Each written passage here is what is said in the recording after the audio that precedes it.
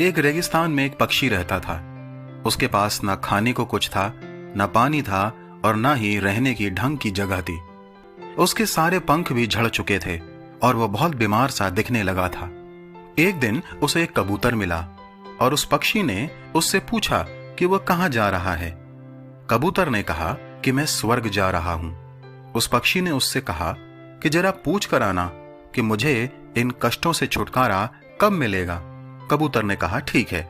स्वर्ग के द्वार पर खड़े दूत को कबूतर ने उस पक्षी का सारा हाल बता दिया। दूत ने कहा उस पक्षी को और 7 साल तक कष्ट झेलने हैं, लेकिन उससे कहना कि वो हर समय हे प्रभु, सब बातों के लिए तेरा धन्यवाद हो कहता रहे। कबूतर ने आकर उस पक्षी को सारी बात बता दी और चला गया।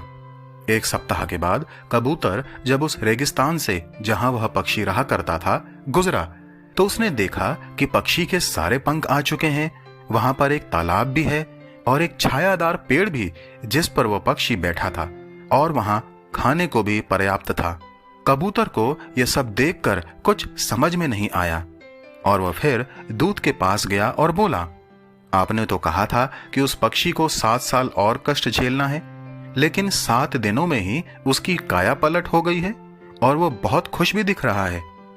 मेरी तो कुछ समझ में नहीं आ रहा है।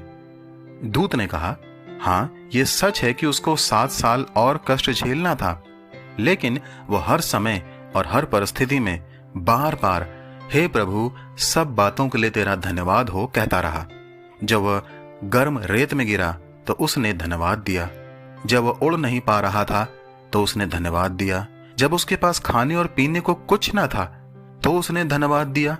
इसलिए उसके 7 वर्ष के कष्ट 7 दिन में बदल गए।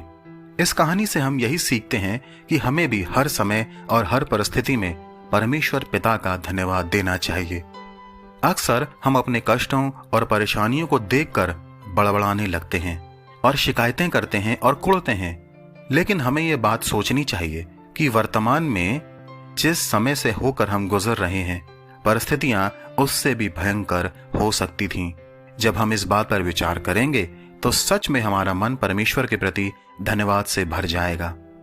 बाइबल भी 1 थिस्सलुनीकियों 5:18 में कहती है, हर बात में धन्यवाद करो, क्योंकि तुम्हारे लिए मसीह यीशु में परमेश्वर की यही इच्छा है। क्या आज से हम सब ऐसा करना आरंभ करेंगे?